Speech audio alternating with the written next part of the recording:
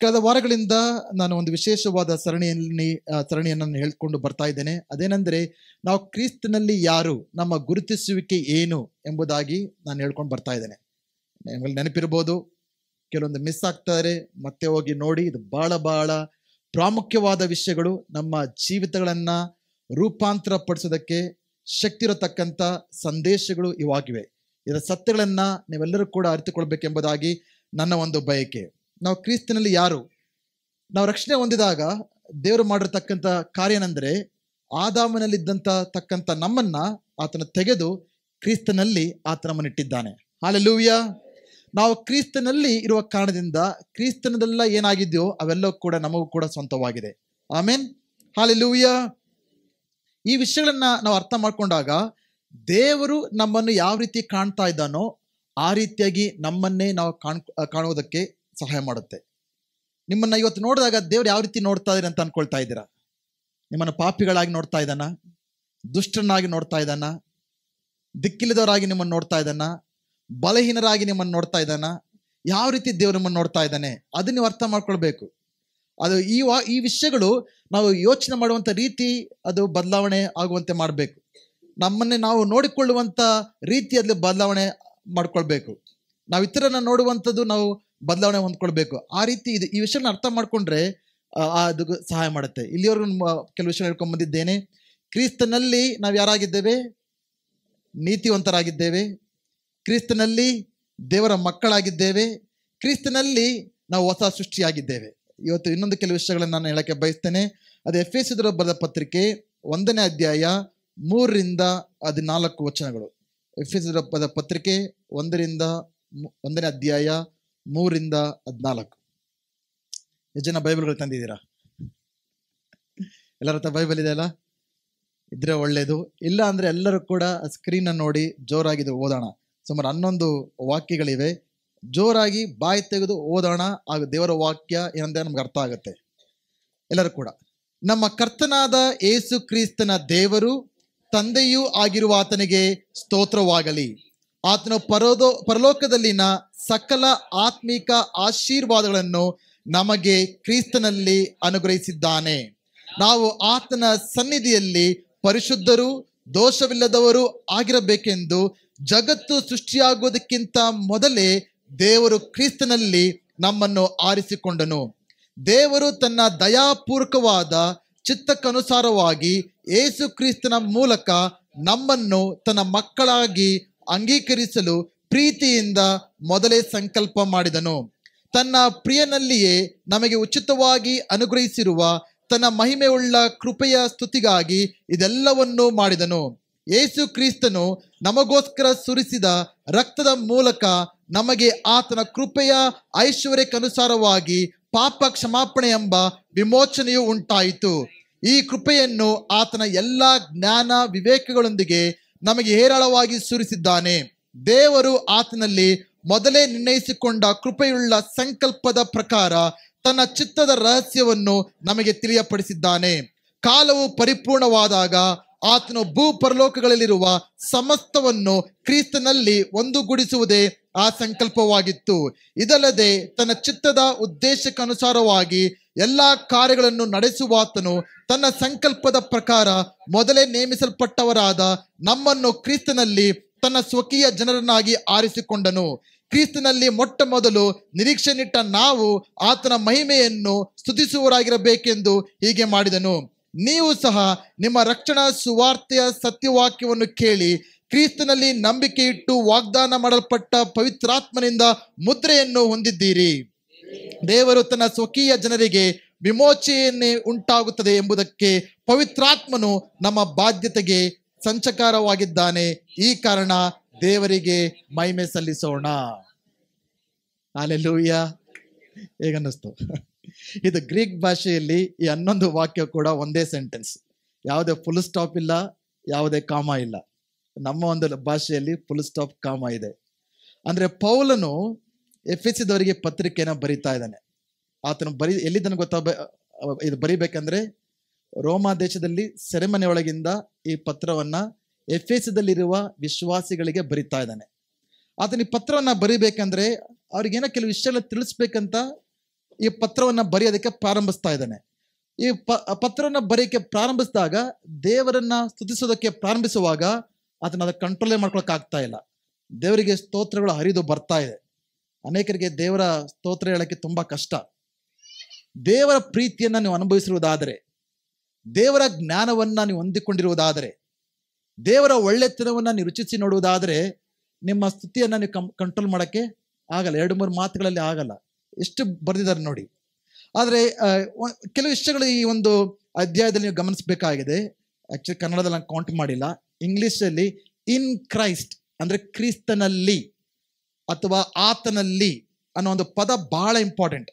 ಈ ಪತ್ರಿಕೆಯಲ್ಲಿ, ಒಂದೇ ಪತ್ರಿಕೆಯಲ್ಲಿ ಪೌಲನು ಆ ಪದವನ್ನು ಸುಮಾರು 36 ಸಾರಿ ಬಳಸಿದ್ದಾನೆ. ಇನ್ ಕ್ರೈಸ್ಟ್, ಕ್ರಿಸ್ತನಲ್ಲಿ ಅನ್ನೋ ಪದವನ್ನ ಸುಮಾರು 36 ಸಾರಿ ಅದನ್ನ ಬಳಸಿದ್ದಾನೆ. ಈ 11 ವಚನದಲ್ಲಿ 11 ಸಾರಿ ಅದನ್ನ ಕ್ರಿಸ್ತನಲ್ಲಿ ಎಂಬ ಪದವನ್ನ ಆತನು ಉಪಯೋಗಿಸಿದ್ದಾನೆ. ಅದರಿಂದ ನಮಗೆ ಅರ್ಥ ಆಗ್ಬೇಕಾಗಿರೋ ಮಾತೇನೆಂದ್ರೆ, ಕ್ರಿಸ್ತನಲ್ಲಿ ಅನ್ನೋ ಪದ ಎಷ್ಟು ಇಂಪಾರ್ಟೆಂಟ್ ಅಂತ. ಹಲ್ಲೆಲೂಯಾ. ನಮ್ಮ ಮನಸ್ಸುಗಳ ಪ್ರಕಟಣೆ ಹೊಂದ್ಕೊಳ್ಬೇಕು. ಇದೆಲ್ಲ ವಿವರಿಸಿದ ಮೇಲೆ ಪೌಲನು ಮುಂದೆ ಪ್ರಾರ್ಥನೆ ಮಾಡ್ತಾ ಇದ್ದಾನೆ, ಅಪ್ಪ ಕ್ರಿಸ್ತನಲ್ಲಿ ನಾವು ಯಾರಾಗಿದ್ದೇವೆ ಅನ್ನೋ ಪ್ರಕಟಣೆಯನ್ನ ಸಭೆ ಹೊಂದಿಕೊಳ್ಳಿ ಎಂಬುದಾಗಿ ಪೌಲನು ಪ್ರಾರ್ಥನೆ ಮಾಡ್ತಾ ಇದ್ದಾನೆ. ನಾವೆಲ್ಲರೂ ಕೂಡ ಕ್ರಿಸ್ತನಲ್ಲಿ ನಾವು ಯಾರಾಗಿದ್ದೇವೆ ಎಂಬ ಪ್ರಕಟಣೆಯನ್ನು ಹೊಂದಿಕೊಳ್ಬೇಕಾಗಿದೆ. ಯೇಸು ಎಂಬ ಪದವನ್ನ ಈ 14 ವಚನದಲ್ಲಿ, ಮೊದಲನೇ ವಚನದಿಂದ 14 ವಚನಗಳಲ್ಲಿ ಸುಮಾರು 14 ಸಾರಿ ಪೌಲನನ್ನು ಬಳಸಿದ್ದಾನೆ. ಈ ತ್ರಿಯೇಕ ದೇವರ 3 ಹೆಸರುಗಳು ಕೂಡ ಅದರಲ್ಲಿ ಮೆನ್ಷನ್ ಆಗಿದೆ. ತಂದೆಯಾದ ದೇವರು, ಕರ್ತನಾದ ಯೇಸು ಕ್ರಿಸ್ತನು, ಪವಿತ್ರಾತ್ಮನು. ಈ ಮೂರ ವ್ಯಕ್ತಿಗಳ ಕೂಡ ಈ ಒಂದು ಅಧ್ಯಾಯದಲ್ಲಿ ನಾವು ಗಮನಿಸೋದಕ್ಕೆ ಸಾಧ್ಯ. ನಾವೊಂದು ಅರ್ಥ ಮಾಡ್ಕೊಳ್ಬೇಕಾಗಿದೆ, ನಮಗೆ ಆಶೀರ್ವಾದಗಳೆಲ್ಲ ಎಲ್ಲಿಂದ ಬರ್ತವೆ ಎಂಬುದಾಗಿ. ಅದಕ್ಕೆ ಮೂಲಭೂತನಾದ ಕರ್ತನ ಯಾರು? ದೇವರು, ತಂದೆಯಾದ ದೇವರು. ಯಾರ ಮುಖಾಂತರ ಕೊಡಲ್ಪಟ್ಟಿದೆ? ಅದು ಯೇಸು ಕ್ರಿಸ್ತನ ಮುಖಾಂತರ. ನಮ್ಮ ಜೀವಿತಗಳಿಗೆ ಈ ಆಶೀರ್ವಾದನ ತರುವಂಥವ್ರು ಯಾರು? ಪವಿತ್ರಾತ್ಮನಾಗಿದ್ದಾನೆ. ಹಲ್ಲೆಲೂಯಾ. ನಾವು ಆರಾಧಿಸುವಂಥ ದೇವರು ತ್ರಯೇಕವಾದ ದೇವರು, ತಂದೆಯಾದ ದೇವರು, ಕರ್ತನಾದ ಯೇಸು ಕ್ರಿಸ್ತನು, ಪವಿತ್ರಾತ್ಮನು. ಈ 3 ಪಾತ್ರಗಳು ಬಹಳ ಇಂಪಾರ್ಟೆಂಟ್ ನಮ್ಮ ಜೀವನದಲ್ಲಿ. ಇವತ್ತು ಪವಿತ್ರಾತ್ಮನು ಈ ಆಶೀರ್ವಾದಗಳನ್ನ ನಮ್ಮ ಜೀವಿತಕ್ಕೆ ತರುವಂತವನಾಗಿದ್ದಾನೆ. Hallelujah, hallelujah. ಈ ಫುಲ್ ಈ ಅಧ್ಯಾಯದ ಒಂದು ಮೇನ್ ಸಮ್ಮರಿ ಏನಂದ್ರೆ, ಕ್ರಿಸ್ತನಲ್ಲಿ ನಾವು ಆಶೀರ್ವದಿಸಲ್ಪಟ್ಟಿದ್ದೇವೆ. ಹಲ್ಲೆಲೂಯಾ. ಜನರಿಗೆ ಸಂತೋಷವಾಗಿದೆ ಕೇಳಕ್ಕಿದು. ಮೊದಲಿಗೆ ಕೆಲವು ವಿಷಯಗಳು ಕೇಳ್ಕೊಂಡು ಬರ್ತಾ ಇದೆ. ಕ್ರಿಸ್ತನಲ್ಲಿ ನಾವು ಹೊಸ ಸೃಷ್ಟಿಯಾಗಿದ್ದೇವೆ, ಕ್ರಿಸ್ತನಲ್ಲಿ ನಾವು ದೇವರ ಮಕ್ಕಳಾಗಿದ್ದೇವೆ, ಕ್ರಿಸ್ತನಲ್ಲಿ ನಾವು ನೀತಿವಂತರಾಗಿದ್ದೇವೆ ಎಂಬುದಾಗಿ ಕಳೆದ ವಾರ ಹೇಳಿದ್ದೆ. ಇವತ್ತು ನಾವೇನು ಹೇಳಕ್ ಬಯಸ್ತಾ ಇದ್ದೀನಿ ಅಂದ್ರೆ, ಕ್ರಿಸ್ತನಲ್ಲಿ ನಾವು ಆಶೀರ್ವದಿಸಲ್ಪಟ್ಟಿದ್ದೇವೆ. Hallelujah, hallelujah. ನಮ್ಮ ಜೀವಿತಗಳನ್ನು ನೋಡ್ಕೊಂಡ್ರೆ ಆ ರೀತಿ ಅನ್ಸುತ್ತಾ ನಿಮಗೆ? ಮನೆ ಬಾಡಿಗೆ ಕಟ್ಟಕ್ಕೆ ದುಡ್ಡಿಲ್ಲ ಪಾಸ್ಟ್ರೆ, ನೀವೇನೋ ಆಶೀರ್ವಾದ ಹೊಂದಿದ್ದೀರಾ ಅಂತ ಹೇಳ್ತಾ ಇದ್ದೀರಾ. ಜೋಬು ಖಾಲಿ, ಕೆಲಸ ಇಲ್ಲ, ರೋಗಗಳು, ಇದೆಲ್ಲ ನಮ್ಮ ನಿಜ ಸ್ಥಿತಿ. ಬಟ್ ನೀವೇನು ಹೇಳ್ತಾ ಇದ್ದೀರಾ? ಕ್ರಿಸ್ತನಲ್ಲಿ ನೀವು ಆಶೀರ್ವಲ್ಪಟ್ಟಿದ್ದೀರಾ ಎಂಬುದಾಗಿ ಹೇಳ್ತಾ ಇದ್ದೀರಾ. ಹೆಂಗೆ ಇದನ್ನ ಅರ್ಥ ಮಾಡ್ಕೊಳ್ಳೋದು ಎಂಬ ಪ್ರಶ್ನೆ ಕೇಳ್ತೀರಾ ನೀವು? ನೀವು ಕೇಳಲ್ವಾ? ನಾನು ಕೇಳ್ತೀನಿ. ಒಂದು ಅನೇಕ ಸಾರಿ ಈ ನಿಜವನ್ನ ನಾವು ಮರ್ತು ಬಿಡ್ತೇವೆ. ಪೌಲನು ದೇವರ ಮಕ್ಕಳಿಗೆ ಬರಿತಾ ಇದ್ದಾನೆ, ನೀವೆಲ್ಲರೂ ಕೂಡ ಕ್ರಿಸ್ತನಲ್ಲಿ ಎಲ್ಲ ಆತ್ಮೀಕ ಆಶೀರ್ವಾದಗಳನ್ನ ನೀವು ಹೊಂದ್ಕೊಂಡ್ಬಿಟ್ಟಿದ್ದೀರಾ. ಸೊ ನಮ್ಮ ಮೊದಲನೇ ಅರ್ಥ ಮಾಡ್ಕೊಳ್ಬೇಕಾದ ವಿಷಯ ಅಂದ್ರೆ, ನಾನು ಕ್ರಿಸ್ತನಲ್ಲಿ ಎಲ್ಲ ಆತ್ಮಿಕ ಆಶೀರ್ವಾದಗಳಿಂದ ಆಶೀರ್ವಿಸಲ್ಪಟ್ಟಿದ್ದೇನೆ ಅನ್ನೋದನ್ನ ಅರ್ಥ ಮಾಡ್ಕೊಳ್ಬೇಕಾಗಿದೆ. ಅನೇಕ ಸಾರಿ ನಮ್ಮ ಈಗಿರುವ ಕೊರತೆಗಳು, ಈಗಿರೋ ಅಗತ್ಯಗಳನ್ನ ನೋಡಿ ದೇವರು ಈಗಾಗಲೇ ನಮ್ಮನ್ನ ನಡೆಸಿಕೊಂಡು ಬಂದಿರತಕ್ಕಂಥ ರೀತಿಯನ್ನ ಮರೆತು ಬಿಡ್ತೇವೆ. ಈಗ ಈ ದಿನ ನಿಮ್ಮಲ್ಲಿ ಕೊರತೆಗಳಿರ್ಬೋದು, ಅಗತ್ಯಗಳಿರಬಹುದು, ಸಂಕಷ್ಟಗಳಿರಬಹುದು, ಸಮಸ್ಯೆಗಳಿರಬಹುದು, ಸೋಲುಗಳಿರಬಹುದು. ನಿಮ್ಮ ಮನಸ್ಸು ಇವುಗಳ ಮೇಲೆ ಕೇಂದ್ರಿತವಾಗಿದ್ದುಕೊಂಡು ದೇವರು ಈಗಾಗಲೇ ಇಷ್ಟು ವರ್ಷಗಳು ನಮ್ಮ ನಡೆಸಿಕೊಂಡು ಬಂದಿರತಕ್ಕಂಥ ರೀತಿಯನ್ನ, ಆಶೀರ್ವಾದಗಳನ್ನ ನಾವು ಮರೆತು ಬಿಡ್ತೇವೆ. ಅದನ್ನ ನಾವು ಮರಿಬಾರ್ದು. ಈಗ ಹೇಳಿ, ಎಷ್ಟು ಜನ ದೇವರ ಆಶೀರ್ವಾದ ಮಾಡಿದ್ದಾರೆ? ಇನ್ನೊಂದು ನಾವೇನು ಅರ್ಥ ಮಾಡ್ಕೊಳ್ಬೇಕಂದ್ರೆ, ಇದು ಭೌತಿಕವಾದ ಸ್ವಾಭಾವಿಕ ಲೋಕಕ್ಕೆ ಸಂಬಂಧಪಟ್ಟಂತ ಆಶೀರ್ವಾದಗಳ ಬಗ್ಗೆ ಇದು ಹೇಳ್ತಾ ಇಲ್ಲ. ಈ ವಾಕ್ಯ ಯಾವುದ್ರ ಬಗ್ಗೆ ಹೇಳ್ತಾ ಇದೆ? ಆತ್ಮೀಕ ಆಶೀರ್ವಾದಗಳು. ಯೇಸು ಕ್ರಿಸ್ತನಲ್ಲಿ ಎಲ್ಲ ಆತ್ಮೀಕ ಆಶೀರ್ವಾದಗಳನ್ನ ನೀವು ಪಡ್ಕೊಂಡಿದ್ದೀರಾ ಎಂಬುದಾಗಿ. ಹಲ್ಲೆಲೂಯಾ. ಹಾಲೆಲೂಯ. ಎಷ್ಟು ಜನಕ್ಕೆ ಅರ್ಥ ಆಗಿದೆ ಈ ಆತ್ಮಿಕವಾದ ಆಶೀರ್ವಾದಗಳು ಈ ಲೌಕಿಕವಾದ ಆಶೀರ್ವಾದಗಳಿಗಿಂತ ಉನ್ನತವಾದದ್ದು, ದೊಡ್ಡದು, ಶ್ರೇಷ್ಠವಾದದ್ದು ಅಂತ ಜನ ನೀವು ಅರ್ಥ ಆಗಿದೆ. ಈ ಲೋಕದಲ್ಲಿ ನೀವು ಏನೇ ಆಶೀರ್ವಾದ ನೀವು ಪಡ್ಕೊಳ್ಳಿ, ಅನೇಕ ಸಾರಿ ಆಶೀರ್ವಾದ ಅಂದ್ರೇನೆ ನಮ್ಮ ಮನಸ್ಸಿಗೆ ಬರೋಂಥದ್ದೇನು? ಮನೆ, ಕಾರು, ಒಡವೆ, ಸೈಟು ಇಷ್ಟೇ ಬರೋದು ನಮ್ಮ ಮನಸ್ಸಿಗೆ. ಬಟ್ ಆಶೀರ್ವಾದ ಅಂದ್ರೆ ಅಷ್ಟೇನಾ? ಇದ್ರೆ ಒಳ್ಳೇದು, ದೇವರ ಕೊಟ್ರೆ ದೇವರಿಗೆ ಸ್ತೋತ್ರ, ಒಳ್ಳೇದು. ಬಟ್ ಈ ಲೌಕಿಕವಾದ ಆಶೀರ್ವಾದಗಳಿಗಿಂತ ದೊಡ್ಡ ಆಶೀರ್ವಾದ ಅಂದ್ರೆ ಆತ್ಮಿಕವಾದ ಆಶೀರ್ವಾದ. ಈ ಅಧ್ಯಾಯ ಪೂರ್ತಿ ಆ ಆತ್ಮಿಕ ಆಶೀರ್ವಾದಗಳು ಏನಂದ್ರೆ ಪೌಲನು ವಿವರಿಸಿದ್ದಾನೆ. ಅದನ್ನ ಕುರಿತು ನಾನು ನಿಮಗೆ ಇರೋ ಸಮಯದಲ್ಲಿ ವಿವರಿಸಲಿಕ್ಕೆ ಬಯಸ್ತೇನೆ. ಮೊದಲು ನಾವು ಅರ್ಥ ಮಾಡ್ಕೊಳ್ಬೇಕು, ನಾವು ಆತ್ಮಿಕ ಆಶೀರ್ವಾದಗಳು ಶ್ರೇಷ್ಠವಾದದ್ದು. ಆತ್ಮಿಕ ಆಶೀರ್ವಾದ ಬಯಸುವಂಥವ್ರಾಗಬೇಕು, ಆತ್ಮಿಕವಾದ ಆಶೀರ್ವಾದನ ಅನುಭವಿಸುವಂಥವ್ರಾಗಬೇಕು, ಆತ್ಮಿಕ ಆಶೀರ್ವಾದದಲ್ಲಿರೋ ಶ್ರೇಷ್ಠತನವನ್ನ ನಾವು ಅರ್ಥ ಮಾಡಿಕೊಳ್ಳುವಂಥ ಜನರಾಗಬೇಕು. ಹಲ್ಲೆಲೂಯಾ. ಈ ಲೋಕದಲ್ಲಿ ಏನೇ ಆಶೀರ್ವಾದ ಇರಲಿ, ಅದಕ್ಕೆಲ್ಲದಕ್ಕಿಂತ ಮಿಗಿಲಾದ ಆಶೀರ್ವಾದ ಯಾವುದು? ಆತ್ಮಿಕವಾದ ಆಶೀರ್ವಾದ. ಯಾಕೆಂದ್ರೆ ಒಂದಿನ ಬರುತ್ತೆ ಈ ಲೋಕದ ಎಲ್ಲ ಆಶೀರ್ವಾದ ಏನೇ ಇರಲಿ ಎಲ್ಲ ಬಿಟ್ಟು ಹೋಗ್ಬೇಕು. ಏನು ಕೂಡ ಇಲ್ಲಿಂದ ನಾವು ತಗೊಂಡೋಗಕ್ಕೆ ಸಾಧ್ಯ ಇಲ್ಲ. ಒಂದಿನ ಎಲ್ಲರೂ ಕೂಡ ಹೋಗಲೇಬೇಕು. ಏನು ಹೊತ್ಕೊಂಡು, ಅದಕ್ಕೆ ಹೇಳ್ತಾರಲ್ಲ, ಏನು ಹೊತ್ಕೊಂಡು ಬಂದಿಲ್ಲ, ಏನು ಹೊತ್ಕೊಂಡು ಹೆಂಗ್ ಬಂದವೋ. ಅದಕ್ಕೆ ನಾವು ಅರ್ಥ ಮಾಡ್ಕೊಳ್ಬೇಕು, ಆತ್ಮಿಕ ಆಶೀರ್ವಾದಗಳು ಶ್ರೇಷ್ಠವಾದ ಆಶೀರ್ವಾದ ಎಂಬುದಾಗಿ. ಒಂದು ಗಂಡ ಹೆಂಡತಿ ಅವರ 30th ವೆಡ್ಡಿಂಗ್ ಆ್ಯನಿವರ್ಸರಿಯನ್ನು ಒಂದು ಆಚರಣೆ ಮಾಡ್ತಾ ಇದ್ರು. 30th ವೆಡ್ಡಿಂಗ್ ಆ್ಯನಿವರ್ಸರಿ, ಅದೇ ದಿನ ಗಂಡೊಂದು 60th ಬರ್ಡೇ ಕೂಡ. ಸೊ ಅದನ್ನು ಸೆಲೆಬ್ರೇಟ್ ಮಾಡ್ಕೊಳ್ಳೋಕ್ಕೆ ವೆಸ್ಟರ್ನ್ ಕಪ್ಪಲ್ ಇವರು. ಅದಕ್ಕೆ ಒಂದು ಬೀಚ್ ಹತ್ರ ಹೋಗ್ತಾರೆ. ನಡ್ಕೊಂಡು ಹೋಗ್ಬೇಕಂದ್ರೆ ಒಂದು ಫೇರಿ ಎದ್ದು ಬರ್ತಾಳೆ. ಕನ್ನಡದಲ್ಲಿ ನೋಡಿದ ಏನಂತ ಪದ ಫೇರಿ ಅಂದ್ರೆ ಮಾಯಾಜಾಲದ ಸ್ತ್ರೀ. ಕೇಳಿದ್ರೆ ಕಥೆಗಳಲ್ಲಿ ಇರ್ತವೆ ಮಾಯಾಜಾಲದ ಸ್ತ್ರೀ. ಸೊ ಮಾಯಾಜಾಲದ ಸ್ತ್ರೀ ಎದ್ದು ಬರ್ತಾಳೆ ಅಲ್ಲಿಂದ ಆ ಸಮುದ್ರದ ಹತ್ತ. ಸರ್ ಇಬ್ಬರನ್ನ ನೋಡಿ ಹೇಳ್ತಾರೆ, ನಿಮ್ಮದು 30ನೇ ಒಂದು ವಾರ್ಷಿಕೋತ್ಸವನ ಆಚರಿಸ್ಕೊಳ್ತಾ ಇದ್ದೀರಾ, ನನ್ನಿಂದ ನಿಮ್ಗೆ ಏನಾದ್ರು ಒಂದು ಗಿಫ್ಟ್ ಕೊಡ್ಬೇಕಂತ ನಾನು ಇಷ್ಟಪಡ್ತಾ ಇದ್ದೀನಿ, ಏನು ಬೇಕೆಂಬುದಾಗಿ ಮೊದಲು ಲೇಡೀಸ್ ಫಸ್ಟ್ ಅಂತಾರಲ್ಲ, ಅದಕ್ಕೆ ಹೆಂಡ್ತಿನ ಫಸ್ಟ್ ಕೇಳ್ತಾರೆ ಏನು ಬೇಕು ನಿಮಗೆ ಅಂತ. ಅದಕ್ಕೆ ಹೆಂಡ್ತಿ ಏನು ಹೇಳ್ತಾಳೆ, ನನಗೊಂದು ಆಸೆ ಇದೆ, ಈ ಲೋಕವೆಲ್ಲ ಕೂಡ ಸಂಚಾರ ಮಾಡಿ ಅದೆಲ್ಲ ಒಂದು ಬ್ಯೂಟಿಯನ್ನ ನಾನು ಅನುಭವಿಸ್ಬೇಕು, ಸೊ ಲೋಕ ಎಲ್ಲ ಕೂಡ ನೋಡ್ಬೇಕಂತ ಆಸೆ ನನಗೆ ಅಂತ ಕೇಳ್ತಾಳೆ. ಅದಕ್ಕೆ ಈ ಮಾಯಾಜಾಲದ ಸ್ತ್ರೀ ಏನು ಮಾಡ್ತಾಳೆ, ಏನಾಗಿರುತ್ತಲ್ಲ ಮ್ಯಾಜಿಕ್ ಸ್ಟಿಕ್ ತಿರುಗಿಸ್ಬಿಟ್ಟು ತಕ್ಷಣನೇ ಆಕೆ ಮಾಯ ಆಗ್ಬಿಡ್ತಾಳೆ. ಫುಲ್ಲು ಇಂಟರ್ನ್ಯಾಷನಲ್ ಟ್ರಿಪ್ಸ್, ವರ್ಲ್ಡ್ ಟ್ರಿಪ್ಸ್ಗೆ ಹೋಗ್ಬಿಡ್ತಾಳೆ. ಒಬ್ಬನೇ ಇದ್ದಾನೆ ಇಲ್ಲಿ. ಸೊ ಈಗ ಆಕೆ ನನಗೆ ಗೊತ್ತು, ನೀನು ಇವತ್ತು 60ನೇ ಒಂದು ಬರ್ಡೇ ಕೂಡ ನೀನು ಸೆಲೆಬ್ರೇಟ್ ಮಾಡ್ಕೊಳ್ತಾ ಇದೆಯಾ, ನಿನಗೇನು ಗಿಫ್ಟ್ ಕೊಡಲಿ ಅಂತ ಕೇಳ್ತಾನೆ. ಮೆನ್ ವಿಲ್ ಬಿ ಮೆನ್ ಅಂತಾರೆ. ಅದಕ್ಕೆ ಇವನು ಕೇಳ್ತಾನೆ, ನನಗೆ ಆ ಹೆಂಡತಿ ನನಗಿಂತ 30 ವರ್ಷ ಚಿಕ್ಕವಳಾಗಿದ್ದ ಚೆನ್ನಾಗಿರ್ತಿತ್ತು ಎಂಬುದಾಗಿ ಕೇಳ್ತಾನೆ. ಸ್ತ್ರೀ ಒಂಥರ ನೋಡ್ತಾಳೆ, ನೋಡ್ಬಿಟ್ಟು ಹೌದಾ ಅಂದ್ಬಿಟ್ಟು ಮ್ಯಾಜಿಕ್ ಸ್ಟಿಕ್ ತಿರ್ಗಿಸಿದಂಗೆ ಇವನ ವಯಸ್ಸು 9 ವರ್ಷ ಆಗ್ಬಿಡುತ್ತೆ, 90 ವರ್ಷ ಆಗ್ಬಿಡುತ್ತೆ. ಎಲ್ಲ ಟ್ಯೂಬ್ ಲೈಟ್ಗಳು. ಸ್ವಲ್ಪ ನಿಧಾನವಾಗಿ ಅರ್ಥ ಆಯ್ತು. ಸೊ ನೀವೆಲ್ಲ ಕೂಡ ಈ ಗಂಡನಾಗೇನಲ್ಲ, ನೀವು ಏನೇ ಬಯಸಿದ್ರು ಒಳ್ಳೆ ಬಯಕೆಗಳಿರ್ಬೋದು ನಿಮಗೆ, ಓಕೆ. ಬಟ್ ಏನೇ ಬಯಕೆಗಳಿರಲಿ, ಈ ಲೋಕದಲ್ಲಿ ಏನೇ ಆಶೀರ್ವಾದ ನೀವು ಹೊಂದ್ಕೊಂಡ್ರು ಕೂಡ ನಮ್ಮ ಆತ್ಮಿಕವಾದ ಆಶೀರ್ವಾದಗಳಿಗೆ ಇವನ್ನ ಕಂಪೇರ್ ಮಾಡಕ್ಕೆ ಆಗದೇ ಇಲ್ಲ. ಹಾಲೆಲೂಯಾ. ಪೌಲನ ಮನಸ್ಥಿತಿನ ಅರ್ಥ ಮಾಡ್ಕೊಳ್ಳಿ.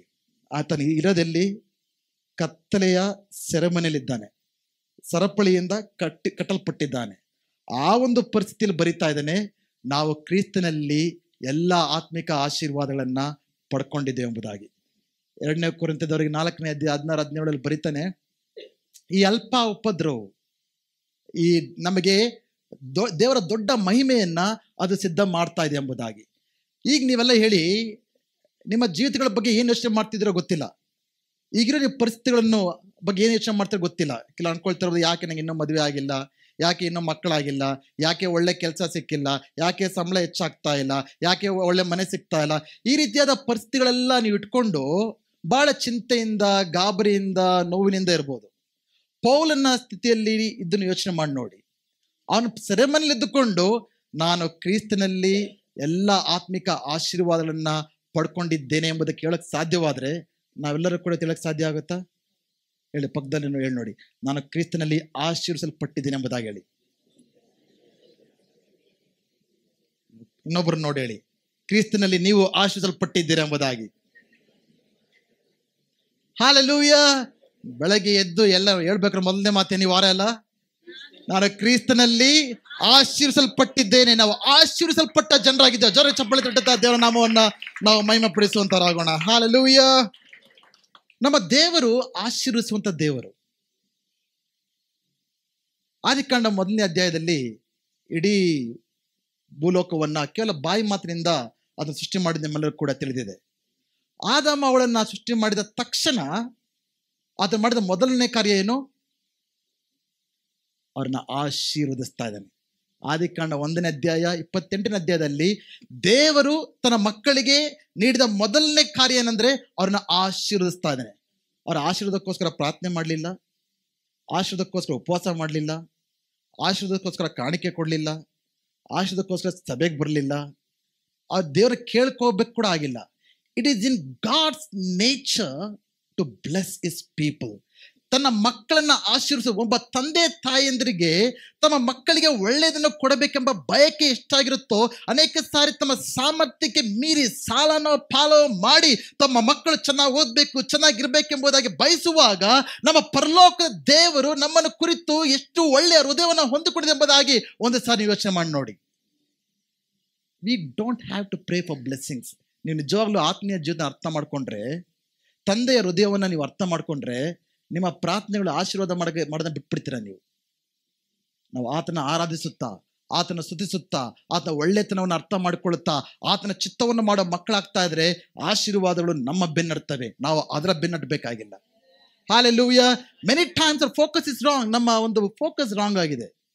ಅರ್ಥ ಮಾಡ್ಕೊಂಡ ದೇವರ ಹೃದಯ ತನ್ನ ಮಕ್ಕಳನ್ನ ಆಶೀರ್ವಾದ ಮಾಡುವಂಥದ್ದು. ಬೇರೆ ಬೇರೆ ಧರ್ಮಗಳಲ್ಲಿ, ಲೋಕದ ಎಲ್ಲಾ ಧರ್ಮಗಳಲ್ಲಿ ದೇವರು ನಿಮ್ಗೆ ಒಳ್ಳೇದು ಮಾಡ್ಬೇಕಂದ್ರೆ ಅವರೆಲ್ಲರೂ ಕೂಡ ನೀವೇನು ಮಾಡ್ಬೇಕು? ಫಸ್ಟು ಪ್ರಾರ್ಥನೆ ಮಾಡಬೇಕು, ಉಪವಾಸ ಮಾಡಬೇಕು, ಪೂಜೆ ಮಾಡಬೇಕು, ಹೋಮ ಮಾಡಬೇಕು, ಕಾಣಿಕೆ ಕೊಡಬೇಕು, ಏನನ್ನೋ ಮಾಡಬೇಕು. ಇನ್ನು ಏನಂತಾರೆ, ಪಿಲಿಗ್ರಿಮೇಜ್ ಏನಂತಾರೆ ಅದನ್ನ ಕನ್ನಡದಲ್ಲಿ, ಪುಣ್ಯ ಸ್ಥಳಗಳಿಗೆ ಹೋಗ್ಬೇಕು, ಪುಣ್ಯ ಕಾರ್ಯಗಳನ್ನ ಮಾಡಬೇಕು, ಬಡವರಿಗೆ ಇದು ಮಾಡಬೇಕು, ಅದು ಇದು. ಈ ಇಡೀ ಧರ್ಮಗಳು ಏನನ್ನೋ ಹೇಳ್ತವೆ. ನೀವು ದೇವರನ್ನ ಮೆಚ್ಚಿಸ್ಬೇಕು. ನೀವು ಆಶೀರ್ವಾದ ಪಡ್ಕೊಳ್ಬೇಕಂದ್ರೆ ಮೊದಲು ನೀವೇನು ಮಾಡಬೇಕು? ದೇವರನ್ನ ಮೆಚ್ಚಿಸ್ಬೇಕು. ಪ್ರಿಯರೇ, ನಾವು ಆರಾಧಿಸುವಂತ ದೇವರು ಆ ರೀತಿಯ ದೇವರಲ್ಲ. ಆತನ ವಿಭಿನ್ನವಾದ ದೇವರು, ಪ್ರತ್ಯೇಕವಾದ ದೇವರು, ಆತನ ತಂದೆಯಾದ ದೇವರಾಗಿದ್ದಾನೆ. ನಾವು ಏನು ಮಾಡಬೇಕಾಗಿಲ್ಲ. ಆತನ ಮಕ್ಕಳಾಗಿರುವ ಕಾರಣದಿಂದ ದೇವರು ನಮ್ಮನ್ನು ಆಶೀರ್ವಿಸುವಂತ ದೇವರು. ಅಂತ ಒಳ್ಳೆಯ ಹೃದಯವನ್ನ ಹೊಂದಿಕೊಂಡಿರತಕ್ಕಂಥ ದೇವರು ನಮ್ಮ ದೇವರಾಗಿದ್ದಾನೆ. ಆ ಹೃದಯವನ್ನ ನಾವು ಅರ್ಥ ಮಾಡ್ಕೊಂಡಾಗ ನಾವು ಯಾವ ಚಿಂತೆಯಲ್ಲಿ, ಭಯದಲ್ಲಿ, ಗಾಬರಿ ಇರೋದಿಲ್ಲ. ನಾನು ದೇವರ ಮಗನು, ದೇವರನ್ನ ಆಶೀರ್ವಾದ ಮಾಡಕ್ಕೆ ಬಯಸ್ತಾ ಇದ್ದಾನೆ ಎಂಬುದಾಗಿ ಆ ಸಂಬಂಧದಲ್ಲಿ ನಾವು ನೆಲೆಗೊಂಡಿರುವಾಗ ಎಲ್ಲ ಒಂದು ಆಶೀರ್ವಾದನ ಖಂಡಿತವಾಗಿಯೂ ನಾವು ಅನುಭವಿಸ್ತೇವೆ. ಆಮೇನ್. ಹಾಲೆಲೂಯ. ಏನೇನು ಆಶೀರ್ವಾದಗಳು ಈ ಒಂದು ಓದಿದ ವಾಕ್ಯದಲ್ಲಿ ನೋಡಿದ್ರೆ ಅದು ಹೇಳಕ್ಕೆ ತುಂಬಾ ಇದೆ. ಬಟ್ 10 ನಿಮಿಷನೇ ಇದೆ ನನಗೆ. 3 ಆಶೀರ್ವಾದಗಳನ್ನ ಹೈಲೈಟ್ ಮಾಡ್ತಾನೆ. ಮಿಕ್ಕಿದು ಒಂದೊಂದೇ ಹೇಳ್ಕೊಂಡೋದ್ರೆ ಸಮಯ ಸಾಕೋಗೋದಿಲ್ಲ. ಐ ಬಿಲೀವ್ ಈ 3 ಆಶೀರ್ವಾದಗಳಲ್ಲಿ ಬೇರೆ ಎಲ್ಲ ಆಶೀರ್ವಾದಗಳು ಕೂಡ ಜಾಯಿನ್ ಆಗಿದೆ ಅಂತ. ಓಕೆ, ಮೊದಲನೇದು, ನಾವು ಕ್ರಿಸ್ತನಲ್ಲಿ ಆರಿಸಲ್ಪಟ್ಟಿದ್ದೇವೆ. ಹಾಲೆಲೂಯ. ಇರುವ ಎಲ್ಲ ಇಲ್ಲಿ ಕುಳಿತಿರೋ ಪ್ರತಿಯೊಬ್ಬರು ಕೂಡ ದೇವರಿಂದ ಪ್ರತ್ಯೇಕವಾಗಿ ಆರಿಸಲ್ಪಟ್ಟಂತ ಜನರಾಗಿದ್ದೇವೆ. We are chosen in Christ. ಜನರಿಗೆ ಇದರ ಒಂದು ಮಹತ್ವ ಅರ್ಥ ಆಗಿದೆ. ಈ ಮಹತ್ವ ನಿಮಗೆ ಅರ್ಥ ಆದ್ರೆ ನಿಮ್ಮ ಜೀವಿತವನ್ನ ಬದಲಾಯಿಸ್ಬಿಡುತ್ತೆ. ನಮ್ಮ ಭಾರತ ದೇಶದ ಸುಮಾರು ಕೋಟಿ ಜನರಲ್ಲಿ ಕ್ರಿಕೆಟ್ ಟೀಮ್ಗೆ ಜನ ಸೆಲೆಕ್ಟ್ ಆಗ್ತಾರೆ? 11 ಜನ, ಎಕ್ಸ್ಟ್ರಾ ಪ್ಲೇಯರ್ಸ್ ಸೇರಿ 13 ಜನ. ಅವರೆಷ್ಟು ಕಷ್ಟಪಟ್ಟು, ಚಿಕ್ಕ ಮಕ್ಕಳಿಂದ ಕಷ್ಟಪಟ್ಟು ಕ್ರಿಕೆಟ್ ಟೀಮ್ಗೆ ಸೆಲೆಕ್ಟ್ ಆದಾಗ ಅವರ ಯಾವ ರೀತಿ ಹೆಮ್ಮೆ ಪಡ್ತಾರಂತ ಗೊತ್ತಿದೆಯಾ? ಎಷ್ಟು ಹೆಮ್ಮೆ ಇರುತ್ತೆ ಅವರಿಗೆ. ಎಸ್, ನಮ್ಮ ಭಾರತದ ಇಷ್ಟು ಕೋಟಿ ಜನರಲ್ಲಿ MLAಗಳು, MP ಗಳು ಎಷ್ಟು ಜನ ಸೆಲೆಕ್ಟ್ ಆಗ್ತಾರೆ? ಕೆಲವೊಂದು ನಂಬರ್. ಅವ್ರು ಯಾವ ರೀತಿ ಸೆಲೆಕ್ಟ್ ಆಗ್ತಾರೆ ಅದನ್ನ ಹೇಳಲ್ಲ ನಾನು, ನಿಮ್ಗೆಲ್ಲ ಗೊತ್ತಿದೆ. ಬಟ್ ಎಲೆಕ್ಟ್ ಆದಾಗ ಅವ್ರು ಎಷ್ಟು ಹೆಮ್ಮೆ ಪಡ್ತಾರಲ್ವಾ? ಓಕೆ, ಈ ಲೋಕದ ಜನರು ಆರಿಸಲ್ಪಟ್ಟಾಗ, ಈ ಲೋಕದ ಕೆಲಸಗಳಿಗೋಸ್ಕರ ಲೋಕದ ಜನರಿಂದ ಆರಿಸಲ್ಪಟ್ಟಾಗ ಅವ್ರಿಗೆ ಅಷ್ಟು ಹೆಮ್ಮೆ ಇರ್ಬೇಕಂದ್ರೆ ಪರಲೋಕದ ದೇವರಿಂದ ಆರಿಸಲ್ಪಟ್ಟಂತ ನಾವು ಎಷ್ಟು ಹೆಮ್ಮೆ ಇರ್ಬೇಕು. ಹಾಲೆಲೂಯ. ಅನೇಕ ಸಾರಿ ಅವ್ರ ಜನ ಸರಿಯಾಗಿ ಮಾತಾಡಿಲ್ಲ, ಇವ್ರು ನನ್ನ ಆ ರೀತಿಯಾಗಿ ನೋಡ್ಬಿಟ್ರು, ನಾನು ಹೋದಾಗ ನನಗೇನು ನೋಡೇ ಇಲ್ಲ, ಆ ರೀತಿ ಭಾವನೆನೇ ಇರಲ್ಲ ನಿಮಗೆ. ಯಾವಾಗ ನಾವು ದೇವರಿಂದ ಆರಿಸಲ್ಪಟ್ಟಿದ್ದೇವೆ. ನಮ್ಮ ಜೀವನದಲ್ಲಿ ಅನೇಕ ಸಾರಿ ನಾವು ನಿರಾಕರಿಸಲ್ಪಟ್ಟಿರ್ಬೋದು. ಒಳ್ಳೆ ಶಾಲೆಗಳಿಗೆ ನಾವು ಅಪ್ಲಿಕೇಶನ್ ಹಾಕಿದಾಗ ಚಿಕ್ಕ ಮಕ್ಕಳಿಂದ ನಮಗೆ ಸೀಟ್ ಸಿಗದೆ ಇರ್ಬೋದು, ನಿರಾಕರಿಸಲ್ಪಟ್ಟಿರ್ತೇವೆ. ನಾವು ಬೇಕಾಗಿರೋ ಕಾಲೇಜಲ್ಲಿ ಸೀಟ್ಗೆ ಅಪ್ಲೈ ಮಾಡಿದಾಗ ಕಾಲೇಜಲ್ಲಿ ಸೀಟ್ ಸಿಗದೆ ಇರ್ಬೋದು, ನಿರಾಕರಿಸಲ್ಪಟ್ಟಿರ್ತೇವೆ. ಮದುವೆಗಳಿಗೆ ಆಗ್ಬೇಕಂದ್ರೆ ನಮ್ಮ ಪ್ರಪೋಸಲ್ನ ಅವ್ರು ಅಕ್ಸೆಪ್ಟ್ ಮಾಡದೇ ಇರ್ಬೋದು, ನಿರಾಕರಿಸಲ್ಪಟ್ಟಿರ್ತೇವೆ. ಅಥವಾ ಬೇರೆಯವರೊಟ್ಟಿಗೆ ನಾವು ಸಂಬಂಧವನ್ನು, ಫ್ರೆಂಡ್ಶಿಪ್ನ ಬಯಸುವಾಗ ಆ ಫ್ರೆಂಡ್ಶಿಪ್ ಅವ್ರನ್ನ ಸ್ವೀಕರಿಸದೇ ಇರ್ಬೋದು, ನಾವು ನಿರಾಕರಿಸಲ್ಪಡ್ತೇವೆ. ಕೆಲಸ ಕಾರ್ಯಗಳಲ್ಲಿ, ಕುಟುಂಬಗಳಲ್ಲಿ, ಬೇರೆ ಬೇರೆ ಕಾರ್ಯಗಳಲ್ಲಿ, ಬೇರೆ ಬೇರೆ ಸಮಯಗಳಲ್ಲಿ ನಾವೆಲ್ಲರೂ ಕೂಡ ನಿರಾಕರಣೆಗೆ ಒಳಗಾಗಿರ್ತೇವೆ. ಅದು ನೋವನ್ನು ಉಂಟು ಮಾಡುವಂಥ ವಿಷಯ. ತಿರಸ್ಕಾರ ನಾವು ಹೊಂದಿದಾಗ ಅದು ಬಹಳ ನೋವನ್ನು ಉಂಟು ಮಾಡುತ್ತೆ. ಅದಕ್ಕೆ ಅನೇಕ ಸಾರಿ ಆ ತಿರಸ್ಕಾರದ ಕೈತರದಲ್ಲಿ ನಾವು ಜೀವಿಸ್ತೇವೆ. ಆದರೆ ಯಾವಾಗ ನಾವು ದೇವರಿಂದ ಆರಿಸಲ್ಪಟ್ಟಿದ್ದೇವೆ ಎಂಬ ಒಂದು ಪರಿಜ್ಞಾನದಲ್ಲಿ ನಾವು ಜೀವಿಸ್ತೇವೋ, ಆಗ ನಾವು ಸಂತೋಷವಾಗಿ, ನಾವು ಆನಂದದಿಂದ, ಉತ್ಸಾಹದಿಂದ ನಾವು ಜೀವಿಸೋದಕ್ಕೆ ಸಾಧ್ಯ. ಹಲ್ಲೆಲೂಯ. ನಿಮ್ಮನ್ನು ಯಾರು ನಿರಾಕರಿಸಿದ್ದಾರೋ ಅದು ಪ್ರಶ್ನೆ ಅಲ್ಲ, ಬಟ್ ಯಾರು ಸ್ವೀಕರಿಸಿದ್ದಾರೆ ಎಂಬುದಾಗಿ ನೀವು ಅರ್ಥ ಮಾಡಿಕೊಳ್ಳಿ. ಆತನ ದೃಷ್ಟಿಯಲ್ಲಿ ನೀವು ಅಮೂಲ್ಯರು, ಆತನ ದೃಷ್ಟಿಯಲ್ಲಿ ನೀವು ಬೆಲೆ ಉಳ್ಳವರು, ಆತನ ದೃಷ್ಟಿಯಲ್ಲಿ ನೀವು ಆತನಿಗೆ ಬೇಕಾಗಿರೋರು. ಆತನು ತನ್ನ ಅಂಗೈಯಲ್ಲಿ ನಿಮ್ಮನ್ನು ಚಿತ್ರಿಸಿಕೊಂಡಿದ್ದಾನೆ, ನಿಮ್ಮನ್ನು ಆತನ ಕಣ್ಣಿನ ಗುಡ್ಡೆಯಾಗಿ ಆತನು ಮಾಡಿಕೊಂಡಿದ್ದಾನೆ. ಆ ಒಂದು ಯೋಚನೆಗಳಲ್ಲಿ, ಆ ಒಂದು ಭಾವನೆಗಳಲ್ಲಿ, ಆ ಒಂದು ನಂಬಿಕೆಯಲ್ಲಿ ಪ್ರತಿದಿನ ನಾವು ಜೀವಿಸುವಾಗ ನಮ್ಮನ್ನು ಯಾರು ತಿರಸ್ಕಾರ ಮಾಡ್ತಾರೋ ಅದರ ಬಗ್ಗೆ ನಮಗೆ ಗಮನ ಇರೋದಿಲ್ಲ. ಹಲ್ಲೆಲೂಯಾ. ದೇವರು ಯಾಕೆ ನಮ್ಮನ್ನು ಆರಿಸ್ಕೊಂಡಿರೋದು? ದೇವರ ವಾಕ್ಯ ನೋಡ್ತೇವೆ, ನಾವು ಪರಿಶುದ್ಧರಾಗಿಯೂ ಹಾಗೂ ನಿಷ್ಕಳಂಕ ಜನರಾಗಿ ನಾವು ಜೀವಿಸಬೇಕೆಂಬುದಾಗಿ. ಹಲ್ಲೆಲೂಯಾ. ಕಳೆದ ವಾರ ನಾವು ನೋಡಿದ್ವಿ ಕ್ರಿಸ್ತನಲ್ಲಿ ದೇವರು ಯಾವ ರೀತಿಯಾಗಿ ನಮ್ಮನ್ನು ನೀತಿವಂತರಾಗಿ ಮಾಡಿದ್ದಾನೆ ಎಂಬುದಾಗಿ. ದೇವರು ಯಾವುದಕ್ಕೋಸ್ಕರ ನಮಗೆ ಕರೆದಿರೋದು ಪ್ರೇರ ಅರ್ಥ ಮಾಡ್ಕೊಳ್ಳಿರಿ. ನಾವೆಲ್ಲರೂ ಕೂಡ ಪರಿಶುದ್ಧವಾಗಿಯೂ ನೀತಿವಂತರಾಗಿಯೂ ನಿಷ್ಕಳಂಕವಾದ ದೋಷವಿಲ್ಲದ ಜನರಾಗಿ ಜೀವಿಸೋದಕ್ಕೋಸ್ಕರ ನಮ್ಮನ್ನು ಕರೆದಿದ್ದಾನೆ. ಅದಷ್ಟು ಸುಲಭನಾ? ಎಲ್ಲಿ ನೋಡಿದ್ರು ಪಾಪ. ನಾವು ಎಲ್ಲೋ ದೂರ ಹೋಗ್ಬೇಕಾಗಿಲ್ಲ, ಎಲ್ಲ ನಮ್ಮ ಕೈಯಲ್ಲಿ ಇಟ್ಕೊಂಡು ತಿರುಗಾಡ್ತೀವಿ ಪಾಪಗಳನ್ನ ಫೋನಲ್ಲಿ. ಓಕೆ, ಎಲ್ಲ ಪಾಪಗಳನ್ನ ಜಯಿಸೋದು ಹೇಗೆ? ಅದಕ್ಕೆ ದೇವರು ಮೊದಲನೇದಾಗಿ ನಮ್ಮನ್ನ ಆತನು ಪರಿಶುದ್ಧ ಮಾಡಿದ್ದಾನೆ, ನೀತಿವಂತರನ್ನಾಗಿ ಮಾಡಿದ್ದಾನೆ, ಪವಿತ್ರಾತ್ಮ ತುಂಬಿಸಿದ್ದಾನೆ, ಹೊಸ ಬಯಕೆಗಳನ್ನ ನೀಡಿದ್ದಾನೆ. ಆ ಒಂದು ಕಾರಣದಿಂದ ನಾವೆಲ್ಲರೂ ಕೂಡ ಪರಿಶುದ್ಧರಾಗಿ, ದೋಷವಿಲ್ಲದ ಜನರಾಗಿ, ನಿಷ್ಕಳಂಕವಾದ ಜನರಾಗಿ ಬಾಳಕ್ಕೆ ಸಾಧ್ಯ. ಆಮೇನ್. ಎಷ್ಟು ಜನ ಒಪ್ಕೊಳ್ತಾರೆ ನಾವು ಪರಿಶುದ್ಧರಾಗಿ ಬಾಳೋದು ಸಾಧ್ಯ ಅಂತ? ಒಪ್ಕೊಳ್ತಾರೆ ಇಲ್ವಾ? ಅನೇಕ ಸರಿ ಹೇಗಾಗುತ್ತೆ ಪಾಸ್ಟರ್, ಈ ಲೋಕದಲ್ಲಿ ಎಲ್ಲ ಶರೀರದಲ್ಲಿ ಜೀವಿಸ್ತಾ ಇದ್ದೇವೆ, ಇಷ್ಟೊಂದು ಆಶಾ ಭೋಗಗಳು ಹೆಂಗೆ ಜೀವಿಸೋದು? ನೀವು ಆಗಲ್ಲ ಅಂದ್ರೆ ಆಗಲ್ಲ, ಆಗುತ್ತೆ ಅಂದ್ರೆ ದೇವರ ವಾಕ್ಯದ ಆಧಾರದ ಮೇಲೆ, ದೇವರ ಶಕ್ತಿಯ ಅವಲಂಬಿಸಿಕೆಯ ಮೇಲೆ ನನ್ನಿಂದ ನಾನು ಶೋಧನೆಗಳನ್ನ ಜಯಿಸಕ್ಕೆ ಸಾಧ್ಯ, ಪಾಪಗಳನ್ನ ಜಯಿಸಕ್ಕೆ ಸಾಧ್ಯ, ಅನೀತಿಯನ್ನ ಜಯಿಸಕ್ಕೆ ಸಾಧ್ಯ ಎಂಬುದಾಗಿ ಯಾವಾಗ ಅರ್ಥ ಮಾಡ್ಕೊಳ್ತೀರೋ ಆವಾಗ ಅದು ಸಾಧ್ಯ. ಆಗಿಂದಾಗೆ ಬೀಳ್ಬೋದು, but we have a loving father. ಆತ ನಮ್ಮನ್ನು ಪ್ರೀತಿಸುವಂತ ದೇವರು, ನಮ್ಮನ್ನು ಆತನ ಕಡೆಗೆ ಸೆಳೆದುಕೊಳ್ಳುವಂತ ದೇವರಾಗಿದ್ದಾನೆ. ಆಮೇನ್. ಹಲ್ಲೆಲೂಯಾ. ಸೊ ಮೊದಲನೇದು ಕ್ರಿಸ್ತನಲ್ಲಿ ನಾವು ಆರಿಸಲ್ಪಟ್ಟಿದ್ದೇವೆ. ಆಮೇನ್. ಎರಡನೇದು, ಮೊದಲನೇ ಆಶೀರ್ವಾದ, ಆತ್ಮಿಕ ಆಶೀರ್ವಾದಗಳು ಯಾವುದು? ನಾವು ದೇವರಿಂದ ಆರಿಸಲ್ಪಟ್ಟಂತ ಜನರಾಗಿದ್ದೇವೆ. ಆಮೇನ್. ಹಲ್ಲೆಲೂಯಾ. ನೀವೆಲ್ಲರೂ ಕೂಡ ದೇವರಿಂದ ಆರಿಸಲ್ಪಟ್ಟವರು. ಇಡೀ ಲೋಕ ಎಷ್ಟೋ ಜನರಿದ್ದಾರೆ. ಈ ಭಾಗ್ಯ ಜನ ಸಿಕ್ಕಿದೆ. ನಿತ್ಯ ಜೀವದ ಭಾಗ್ಯ, ಪರಲೋಕದ ಭಾಗ್ಯ, ದೇವರ ಮಕ್ಕಳಾಗುವ ಭಾಗ್ಯ, ಎಲ್ಲ ಪಾಪಗಳನ್ನ ಕ್ಷಮಿಸಲ್ಪಡುವಂತ ಭಾಗ್ಯ, ಇವುಗಳೆಲ್ಲ ಪಡ್ಕೋಬೇಕಂತ ಎಷ್ಟೋ ಜನರು ಎಷ್ಟೋ ಕಷ್ಟಪಡ್ತಾ ಇದ್ದಾರೆ. ನಾವು ಅವೆಲ್ಲ ಏನು ಮಾಡಬೇಕಾಗಿಲ್ಲ.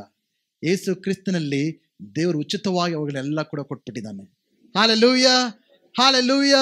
ಎರಡನೇದು, ಯೇಸು ಕ್ರಿಸ್ತನಲ್ಲಿ ನಾವು ವಿಮೋಚಿಸಲ್ಪಟ್ಟಿದ್ದೇವೆ. 7-12 ವಾಕ್ಯಗಳನ್ನ ಓದಿ ಅರ್ಥ ಆಗುತ್ತೆ. ದೇವರ ವಾಕ್ಯದಲ್ಲಿ ಯೇಸು ಕ್ರಿಸ್ತನಲ್ಲಿ ನಾವು ವಿಮೋಚಿಸಲ್ಪಟ್ಟಂತ ಜನರಾಗಿದ್ದೇವೆ. We are redeemed in Christ. ವಿಮೋಚಿಸಲ್ಪಡುವುದಂದ್ರೆ ಏನು? ಅದು ಕ್ರಯ ಕೊಟ್ಟು ಪಡ್ಕೊಳ್ಳುವಂತ ಒಂದು ವಿಷಯ. ಕ್ರಯ ಕೊಟ್ಟು ಬೆಲೆ ಕಟ್ಟಿ ಸಂಪಾದಿಸಿಕೊಂಡು ಅದನ್ನ ಫ್ರೀಯಾಗಿ ಬಿಟ್ಬಿಡುವಂತ ಒಂದು ವಿಷಯ. ಹಲ್ಲೆಲೂಯಾ. ಇದನ್ನ ಅರ್ಥ ಮಾಡ್ಕೊಳ್ಳೋಕೆ ಒಂದು ಒಳ್ಳೆ ಹಳೆಯ ಕಥೆ, ಅದು ಚಿಕ್ಕ ಕಥೆ, ಹಳೆಯ ಕಥೆ ಅದು. ಅದನ್ನ ಅರ್ಥ ಮಾಡ್ಕೊಂಡು ನಿಮ್ಗೆ ಗೊತ್ತಾಗುತ್ತೆ. ಅನೇಕ ಸರಿ ಯೇಸು ಕ್ರಿಸ್ತನ ವಿಮೋಚಕನು ಎಂಬುದಾಗಿ ನಾವು ಆರಾಧನೆ ಮಾಡ್ತೀವಲ್ಲ, ನಾವು ವಿಮೋಚಿಸಲ್ಪಟ್ಟಿದ್ದೇವೆ ಎಂಬುದಾಗಿ ನಾವು ದೇವರ ವಾಕ್ಯದ ಬರೆಯಲ್ಪಟ್ಟಿದೆ. ಅದೇ ವಿಮೋಚನೆ ಅಂದ್ರೆ ಏನು ಅನ್ನೋದಕ್ಕೆ ಒಬ್ಬ ತಂದೆ ಮಗನ ಕತೆ ಇದು. ಈ ಮಗನಿಗೆ ಈ ಸಮುದ್ರಗಳು, ಕೆರೆಗಳು ಮತ್ತೆ ಈ ಒಂದು ಬೋಟ್ಸ್, ನಾವೆಗಳಂದ್ರೆ ತುಂಬಾ ಪ್ರೀತಿಯ ತನಗೆ. ಅದಕ್ಕೆ ಒಂದು ದಿನ ಈ ತಂದೆ ಆ ಮಗನಿಗೆ ತನ್ನ ಹುಟ್ಟಿದಬ್ಬ ದಿನದಲ್ಲಿ ಈ ಒಂದು ಬೋಟ್ ಮಾಡೋದಕ್ಕೆ ಏನೆಲ್ಲ ರಾ ಮೆಟೀರಿಯಲ್ಸ್ ಬೇಕೋ ಅವುಗಳನ್ನ ಗಿಫ್ಟ್ ಆಗಿ ಕೊಡ್ತಾನೆ. ಸೊ ಈ ಹುಡುಗನಿಗೆ ಬೋಟ್ಗಳು ಮಾಡೋದಂದ್ರೆ ತುಂಬಾ ಇಷ್ಟ. ಸೊ ಫುಲ್ ಅಟೆನ್ಷನ್ ಅದ್ರ ಮೇಲೆ, ಊಟ ನಿದ್ದೆ ಎಲ್ಲ ಬಿಟ್ಟು ಫುಲ್ ಅದ್ರ ಮೇಲೆ ಫೋಕಸ್ ಮಾಡಿ ಒಂದು ಸುಂದರವಾದ ಬೋಟನ್ನು ಆತನ ತಯಾರು ಮಾಡ್ತಾನೆ. ಅದು ಬಹಳ ದಿನಗಳೇ ಹಿಡಿಯುತ್ತೆ. ಓಕೆ, ಬ್ಯೂಟಿಫುಲ್ ಬೋಟ್ ಆತನ ಮಾಡ್ತಾನೆ. ಆತನ ಮನೆ ಎದುರುಗಡೆನೆ ಒಂದು ಕೆರೆ ಇತ್ತು. ಆ ಕೆರೆ ಮೇಲೆ ಆ ಬೋಟ್ನ ಬಿಡ್ತಾನೆ. ಅದು ಬೋಟ್ ಅದು ಅದ್ರ ಮೇಲೆ ಹೋಗ್ಬೇಕಂದ್ರೆ ಖುಷಿ ತಡ್ಕೊಳಕ್ಕಾಗಲ್ಲ.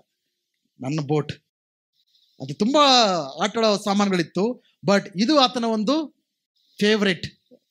ಎಲ್ಲರಿಗೂ ಕೂಡ ತೋರಿಸ್ಕೊಳ್ತಾನೆ, ಯಾರು ಕೂಡ ಮುಟ್ಟಕ್ ಬಿಡೋದಿಲ್ಲ. ಮಲಗ್ಬೇಕಂದ್ರೆ ಅದ್ರ ಜೊತೆಗೆ ಮಲಗ್ತಾನೆ, ಎದೊಳ್ಬೇಕಂದ್ರೆ ಅದ್ರ ಜೊತೆನೆ ಮಲಗ್ತಾನೆ. ಅಷ್ಟು ಪ್ರೀತಿ ಆತನು ಮಾಡಿದ ಬೋಟ್ ಮೇಲೆ. ಸೊ ಒಂದಿನ ಹಿಂಗೆ ಆಟ ಆಡಕ್ಕೆ ಅಂತ ಕೆರೆ ಹತ್ರ ಹೋದಾಗ ಆ ಬೋಟ್ನ ಬಿಟ್ಟಾಗ ದೊಡ್ಡ ಗಾಳಿ ಬಡಿಯುತ್ತೆ, ಜೋರಾಗಿ ಮಳೆ ಬಂದು ಆ ಬೋಟ್ ಒಡ್ಕೊಂಡು ಹೋಗ್ಬಿಡುತ್ತೆ. ಅವಾಗ ಆತನ ಹೃದಯ ಬಹಳ ಒಡೆದಂತಾಗುತ್ತೆ. ತುಂಬಾ ದುಃಖ ಪಡ್ತಾನೆ. ಮನೆಗೆ ಹೋಗಿ ಅಳ್ಕೊಂಡು ಹೇಳ್ತಾನೆ ಅಪ್ಪ ಹತ್ರ, ನಾನು ಇವತ್ತೇನಾಯ್ತು ಗೊತ್ತಾ, ಮಳೆ ಬಂದು ಗಾಳಿ ನನ್ನ ಬೋಟ್ ಹೋಯ್ತು, ಎಲ್ಲೋಯ್ತೋ ಗೊತ್ತಿಲ್ಲ ಅಂತ ನಿದ್ದೆ ಇಲ್ಲದೆ ಊಟ ಮಾಡದೆ ಅಳ್ತಾನೆ ಇರ್ತಾನೆ. ಅವರಪ್ಪ ಎಷ್ಟು ಆತನಿಗೆ ಸಮಾಧಾನ ಮಾಡಕ್ಕೆ ಪ್ರಯತ್ನಿಸಿದ್ರು ಕೂಡ ಆತನು ಒಪ್ಕೊಳ್ತಾ ಇಲ್ಲ. ಇನ್ನೊಂದು ತೊಗೊಂಬಂದು ಕೊಡ್ತೀನಿ ಅಂದ್ರೆ ಕೂಡ ಒಪ್ಕೊಳ್ತಾ ಇಲ್ಲ. ನಂಗೆ ಅದೇ ಬೇಕು, ತುಂಬಾ ಕಷ್ಟಪಟ್ಟು ಮಾಡಿದ್ದು, ತನ್ನ ಹೆಸರೆಲ್ಲ ಬರ್ದಿದ್ದು ಅದ್ರ ಮೇಲೆ, ಪೇಂಟ್ ಎಲ್ಲ ಮಾಡಿದ್ದ ಅದ್ರ ಮೇಲೆ. ಸೊ ಸ್ವಲ್ಪ ದಿನ ಆದ್ಮೇಲೆ ಆತನು ಹಂಗೆ ಲೇಕ್ ಹತ್ರ ಇನ್ನೊಂದು ಅಂಗಡಿಗಳು ಇರ್ತವೆ, ಇನ್ನೊಂದು ಕಡೆ ಇರುತ್ತೆ, ಅದು other side of the lake. ಅವರು ಬೇರೆ ಕೆಲ್ಸಕ್ಕಂತ ಹೋಗ್ಬೇಕಂದ್ರೆ ಅಂಗಡಿಯಲ್ಲಿ ಆತನ ಬೋಟ್ ನೋಡ್ತಾನೆ. ಅವನಿಗೆ ಬಹಳ ಖುಷಿ ಆಗುತ್ತೆ. ಅದು ಅಂಗಡಿ ಹತ್ರ ಅದಕ್ಕೆ ಕೇಳ್ತಾನೆ, ಅಲ್ಲಿರೋದು ಅದು ನನ್ನ ಬೋಟು, ನನಗೆ ಕೊಡು ಅಂತ ಕೇಳ್ತಾನೆ. ಅದಕ್ಕೆ ಅಂಗಡಿಯವನು ಹೇಳ್ತಾನೆ, ಇಲ್ಲ ಅದು ನಂದು, ಯಾರೊಬ್ಬ ಹುಡುಗ ಬಂದು ಮಾರ್ದ, ನಾನು ದುಡ್ಡು ಕಟ್ಟು ತೊಗೊಂಡಿದ್ದೀನಿ, ಇದು ನಂದು ಅಂತ ಹೇಳ್ತಾನೆ. ಇಲ್ಲ, ಅವ್ನು ಪ್ರೂವ್ ಮಾಡಕ್ಕೆ ಹೇಳ್ತಾನೆ, ನೋಡಿ ಅದು ಈ ಕಲರ್ ನಾನೇ ಹಾಕಿದ್ದು, ನನ್ನ ಹೆಸರು ಕೂಡ ಬರ್ದಿದೆ ಇಲ್ಲಿ ಅಂತ ತೋರಿಸ್ತಾನೆ. ಆದ್ರೂ ಕೂಡ ನಾನು ದುಡ್ಡು ಕೊಟ್ಟು ತೊಗೊಂಡಿದ್ದೇನೆ, ಇದು ನಂದು ಅಂತ ಅಂಗಡಿಯವನು ಹೇಳ್ತಾನೆ. ತುಂಬಾ ದುಃಖ ಆಗಿ ಹುಡುಗ ಏನ್ ಮಾಡ್ತಾನೆ, ಅವ್ರ ಅಪ್ಪ ಹತ್ರ ಹೋಗಿ, ಅಪ್ಪ ನಮ್ಮ ಬೋಟ್ ನೋಡಿದೆ ಇವತ್ತು, ಅದು ಅಂಗಡಿಯವನು ಕೊಡ್ತಾ ಇಲ್ಲ, ದುಡ್ಡು ಬೇಕು ಅಂತಾನೆ. ಸೊ ಅಪ್ಪ ದುಡ್ಡು ಕೊಡ್ತಾರೆ ಅವನಿಗೆ, ಹೋಗಿ ತೊಗೊಂಬ ಅಂತ. ಸೊ ಹೋಗಿ ಅವ್ನು ದುಡ್ಡು ಕೊಟ್ಟು ಅವ್ನ ಬೋಟ್ನ ಅದ್ರ ಕೈಯಲ್ಲಿ ಸ್ವೀಕಾರ ಮಾಡಿದಾಗ ಅವ್ನ ಸಂತೋಷ ನೋಡ್ಬೇಕು. ತನ್ನ ಬೋಟ್ ಅದು, ತನ್ನ ಬೋಟ್ಗೆ ತಾನೇ ದುಡ್ಡು ಕೊಟ್ಟು ತೊಗೊಂಡಂಗೆ. ಇವಾಗ ಆಗ ಏನ್ ಹೇಳ್ತಾ ಇದ್ದೀನಿ, ಈ ಬೋಟ್ ನಾನು ಮಾಡಿದ್ದು, ಈಗ ನಾನು 2 ಸಾರಿ ನನ್ನದು, ಇದು ಒಂದು ಸಾರಿ ನಂದಲ್ಲ, ಇದೆಷ್ಟು 2 ಸಾರಿ ನಂದು ಎಂಬುದಾಗಿ. ಈ ಕಥೆಯಲ್ಲಿ ನಮ್ಮ ಕತೆ ಕೂಡ ಅಡಕವಾಗಿದೆ. ದೇವರು ನಮ್ಮನ್ನ ಸೃಷ್ಟಿ ಮಾಡಿದ್ರು, ನಾವು ನಮ್ಮದೇ ಒಂದು ದಾರಿಯಲ್ಲಿ ಓಡೋಗ್ಬಿಟ್ಟಿದ್ವಿ, ಪಾಪದಲ್ಲಿ, ಲೋಕದ ಆಸೆಗಳಲ್ಲಿ, ಈ ಲೋಕದ ಗಾಳಿಗೆ ಬಡ್ಕೊಂಡು ಎಲ್ಲ ಹೋಗ್ಬಿಟ್ಟಿದ್ವಿ. ಬಟ್ ಯೇಸು ಕ್ರಿಸ್ತನ್ ತಿರುಗಿ ಬಂದು ತನ್ನ ಕ್ರಯವನ್ನ ಕಟ್ಟಿ ತನ್ನ ರಕ್ತವನ್ನ ಸುರಿಸಿ ಮತ್ತೆ ಆತ ನಮ್ಮನ್ನು ಕೊಂಡುಕೊಂಡಿದ್ದಾನೆ. ಆತ ನಮ್ಮ ಸೃಷ್ಟಿಕರ್ತನಾದ ದೇವರು ಮಾತ್ರವಲ್ಲ, ಆತ ನಮ್ಮ ವಿಮೋಚಕನು ಕೂಡ ಆಗಿದ್ದಾನೆ. Hallelujah, hallelujah. ನಮ್ಮ ಜೀವಿತಗಳು ಏನಾಗಿದೆ ಗೊತ್ತಿಲ್ಲ. ಈಗ ಕ್ರಿಸ್ತನಲ್ಲಿ ಬರೋದಕ್ಕಿಂತ ಮುಂಚೆ ಈ ದಿನದವರೆಗೂ ಹಿಂದೆ ಏನೆಲ್ಲ ನಡೆದೋಗಿದ್ಯೋ, ನಿಮ್ಮ ಜೀವಿತದಲ್ಲಿ ಏನು ಅನಾಹುತಗಳಾಗಿದ್ದೀಯೋ, ಏನು ತಪ್ಪುಗಳು ಮಾಡಿದ್ದೀರೋ, ಏನು ತಪ್ಪುಗಳು ಆಗೋಗ್ಬಿಟ್ಟಿದ್ಯೋ, ಏನು ನೋವಲ್ಲಿ ಇದ್ದೀರೋ, ಏನು ಹಿಂಸೆಗಳ ಒಳಗಾಗಿದ್ದೀರೋ, ಏನು ಅವಮಾನಗಳಾಗಿದ್ದೀಯೋ, ಏನು ಸೋಲುಗಳಾಗಿದ್ದೋ, ಇವೆಲ್ಲ ಆಗಿದ್ರೂ ಕೂಡ ಯೇಸು ಕ್ರಿಸ್ತನು ಅವೆಲ್ಲವುಗಳಿಂದ ನಮ್ಮನ್ನು ವಿಮೋಚಿಸಲು ಶಕ್ತನಾಗಿದ್ದಾನೆ. ಆತನು ನಮ್ಮನ್ನು ತಿರುಗಿ ತನ್ನ ಕೈಗಳಲ್ಲಿ ನಮ್ಮನ್ನು ಪಡೆದುಕೊಂಡು ಹೊಸ ಕಾರ್ಯಗಳನ್ನ ಆತನು ಮಾಡಲು ಶಕ್ತನಾಗಿದ್ದಾನೆ. ಕಳೆದುಕೊಂಡಂತ ಅವಕಾಶಗಳನ್ನ, ಕಳೆದುಕೊಂಡ ಸಂಬಂಧಗಳನ್ನ, ಕಳೆದುಕೊಂಡ ಆಶೀರ್ವಾದಗಳನ್ನ, ಕಳೆದುಕೊಂಡ ಎಲ್ಲವನ್ನು ಕೂಡ, ಕಳೆದುಕೊಂಡ ಸಂತೋಷವನ್ನ, ಕಳೆದುಕೊಂಡ ಸಮಾಧಾನವನ್ನ, ಕಳೆದುಕೊಂಡ ಕ್ರೈವಿಕೆಯನ್ನ, ಕಳೆದುಕೊಂಡಂತ ಎಲ್ಲ ಆತ್ಮೀಯ ವರ್ಗಗಳನ್ನ ತಿರುಗಿ ಯೇಸು ಕ್ರಿಸ್ತನು ನಮಗೆ ತಿರುಗಿಸಲು ಶಕ್ತನಾಗಿದ್ದಾನೆ. Hallelujah, hallelujah. ಯೇಸು ಕ್ರಿಸ್ತನಲ್ಲಿ ನಾವು ವಿಮೋಚಿಸಲ್ಪಟ್ಟಿದ್ದೇವೆ. ಆದ್ರಿಂದ ಕಳೆದದನ್ನ ನೆನೆಸ್ಕೊಂಡು ನಾವು ಕೊರಗಬೇಕಾಗಿಲ್ಲ, ಕಳೆದದನ್ನ ನೆನೆಸ್ಕೊಂಡು ಅಳಬೇಕಾಗಿಲ್ಲ, ಕಳೆದದನ್ನ ನೆನೆಸ್ಕೊಂಡು ಆ ಒಂದು ಚಿಂತೆಗಳಲ್ಲಿ ಜೀವಿಸಬೇಕಾಗಿಲ್ಲ. ಯೇಸು ಕ್ರಿಸ್ತನು ಅವೆಲ್ಲವನ್ನು ಕೂಡ ವಿಮೋಚಿಸಲು ಶಕ್ತನಾಗಿದ್ದಾನೆ. ಹಾಲೆಲೂಯಾ. ಆದ್ರಿಂದ ಈ ದಿನ ತೀರ್ಮಾನ ಮಾಡ್ಕೊಳ್ಬೇಕಾಗಿದೆ, ಇಂದಿನ ಯಾವುದೇ ಕಾರ್ಯಗಳನ್ನ ನನ್ನ ಜೀವಿತದಲ್ಲಿ ನಾನು ನೆನೆಸಿಕೊಂಡು ಅದನ್ನು ಕುರಿತು ಕೊರಗೋದಿಲ್ಲ, ಚಿಂತೆ ಮಾಡಲ್ಲ, ಅದರ ಬಗ್ಗೆ ನಾನು ವ್ಯಥೆಯನ್ನೇ ಪಡೋದಿಲ್ಲ ಎಂಬುದಾಗಿ ತೀರ್ಮಾನವನ್ನ ನಾವು ಮಾಡ್ಕೊಳ್ಬೇಕಾಗಿದೆ. ಹಾಲೆಲೂಯಾ. 3ನೇದು, ಕ್ರಿಸ್ತನಲ್ಲಿ ನಾವು ಮುದ್ರೆಯನ್ನು ಹೊಂದಿರತಕ್ಕಂಥ ಜನರಾಗಿದ್ದೇವೆ. ಹಾಲೆಲೂಯ. ಕ್ರಿಸ್ತನಲ್ಲಿ ದೇವ್ರು ಏನ್ ಮಾಡಿದಾರೆ ಗೊತ್ತಾ? ಪವಿತ್ರಾತ್ಮನೆಂಬ ಮುದ್ರೆಯನ್ನ ನಮ್ಮ ಮೇಲೆ ಹಾಕಿದ್ದಾನೆ. We are sealed by the Holy Spirit in Christ. We are sealed by the Holy Spirit for a great inheritance. ದೇವರು ನಮಗೋಸ್ಕರ ದೊಡ್ಡ ಸ್ವಾಸ್ಥ್ಯವನ್ನ ಸಿದ್ಧ ಮಾಡಿದ್ದಾನೆ. ಹೊಸ ಆಕಾಶ, ಹೊಸ ಭೂಮಿ, ಯಾವುದೇ ನೋವು, ಕಣ್ಣೀರು, ರೋಗ, ಪಾಪ ಇಲ್ಲದ ದೊಡ್ಡ ಸ್ವಾಸ್ಥ್ಯವನ್ನ, ಬಾಧ್ಯೆಯನ್ನ ದೇವರ ಮಕ್ಕಳಿಗಾಗಿ ದೇವರು ಸೃಷ್ಟಿ ಮಾಡಿದ್ದಾನೆ. ಎಷ್ಟು ಜನ ಯೋಚನೆ ಮಾಡ್ತಾ ಇದ್ದೀರಾ? ಈಗ ಯಾವಾಗಲೂ ಕೂಡ ಈ ಲೋಕದ ಆಶೀರ್ವಾದಗಳೇ, ಈ ಲೋಕದ ವಿಷಯಗಳೇ ನಿಮ್ಮ ಮನಸ್ಸಲ್ಲಿದ್ದರೆ ನೀವು ಪರಲೋಕದ ವಿಷಯಗಳನ್ನು ಅನುಭವಿಸೋದಕ್ಕೆ ಸಾಧ್ಯ ಇಲ್ಲ. ಎಲ್ಲದಕ್ಕಿಂತ ಹೆಚ್ಚಾದ ಆಶೀರ್ವಾದ ಮರ್ತೆ ಪರಲೋಕ ಇದೆಯಾ ಜ್ಞಾಪನ ಇದೆಯಾ ನಿಮಗೆ? ನೀವು ರಕ್ಷಣೆ ಹೊಂದಿರೋದೆಲ್ಲ ಕೇವಲ ಈ ಲೋಕದ ಬಗ್ಗೆನೇ ಅನ್ಕೊಂಡ್ಬಿಟ್ಟಿದ್ದೀರಾ? ಪರಲೋಕದ ಬಗ್ಗೆ ಯೋಚನೆ ಮಾಡಿ ನೋಡಿ. ಆವಾಗ ನಮ್ಮ ಹೃದಯದಲ್ಲಿ ಸಮಾಧಾನ ಉಂಟಾಗತ್ತೆ, ಸಂತೋಷ ಉಂಟಾಗತ್ತೆ. ಹಾಲೆಲೂಯ. ಇಲ್ಲಿ ಆ ಒಂದು ಸ್ವಾಸ್ಥ್ಯವು ದೇವರು ನಮಗೆ ಸಿದ್ಧ ಮಾಡಿರೋದ್ರಿಂದ ಈಗ ನಮ್ಗೆ ಏನ್ ಮಾಡಿದ್ದಾನೆ? God has sealed us. ನಿಮ್ಮ ಮೇಲೆ ಒಂದು ಸೀಲ್ ಇದೆ, ಎಲ್ಲರ ಮೇಲೆ ಕೂಡ. ಆ ದಿನಗಳಲ್ಲಿ ಸೀಲ್ ಇಸ್ ವೆರಿ ಇಂಪಾರ್ಟೆಂಟ್. ಆ ಸೀಲ್ ಯಾವ ರೀತಿ ಇರುತ್ತೆ ಅಂದ್ರೆ, ಒಬ್ಬ ಅರಸನ ಕೈಯಲ್ಲಿ ಉಂಗುರ ಇರ್ತಾ ಇತ್ತು. ಆ ಉಂಗುರದ ಮೇಲೆ ಆತನ ಇಮೇಜ್ ಇರ್ತಾ ಇತ್ತು. ಅದನ್ನ ಹಾಟ್ ವ್ಯಾಕ್ಸ್ ಮೇಲೆ ಇಟ್ಟು ಡಾಕ್ಯುಮೆಂಟ್ಸ್ ಮೇಲೆ ಸೈನ್ ಮಾಡ್ತಾ ಇದ್ರು. ಆಗ ಈ ರಾಜನ ಮುದ್ರೆ ಅಂದಾಗ ಎಲ್ಲರೂ ಕೂಡ ಅದನ್ನ ಪಾಲಿಸಲೇಬೇಕು. ನಿಮಗೆ ನೆನಪಿರಬೇಕು, ದಾನಿಯೇಲನ್ನ ಸಿಂಹದ ಬೋನಿನಲ್ಲಿ ಹಾಕಿದಾಗ ಅದ್ರ ಮೇಲೆ ಕಲ್ಲು ಹಾಕಿದಾಗ ಅದ್ರ ಮೇಲೆ ಏನಾಗ್ತಾರೆ? ಅರಸನ ಮುದ್ರೆನ ಹಾಕ್ತಾರೆ. ಯೇಸು ಕ್ರಿಸ್ತನ ಸಮಾಧಿ ಮೇಲೆ ಇಟ್ಟು ಕಲ್ಲನ್ನು ಹಾಕಿದಾಗ ಆ ಸಮಾಧಿಯ ಕಲ್ಲಿನ ಮೇಲೆ ಏನಾಗ್ತಾರೆ? ಆ ಒಂದು ರೋಮ ಸರ್ಕಾರದ ಮುದ್ರೆ ಹಾಕ್ತಾರೆ. ಅದನ್ನ ಮುಟ್ಟೋ ಅಂತ ಧೈರ್ಯ ಯಾರಿಗೂ ಇರೋದಿಲ್ಲ. ಯಾರು ಮುಟ್ಟಿದ್ರು ಕೂಡ ಅವ್ರನ್ನ ಸುಮ್ಮನೆ ಬಿಡಲ್ಲ, ಸಾಯಿಸ್ಬಿಡ್ತಾರೆ. ಸೊ ಮುದ್ರೆ ಅನ್ನೋದು it's a sign of power, authority, ownership, ಶಕ್ತಿ, ಅಧಿಕಾರ ಆಗೋದು ಯಾರ್ದು ಎಂಬುದಾಗಿ ತಿಳಿಸತಕ್ಕಂಥ ವಿಷಯ.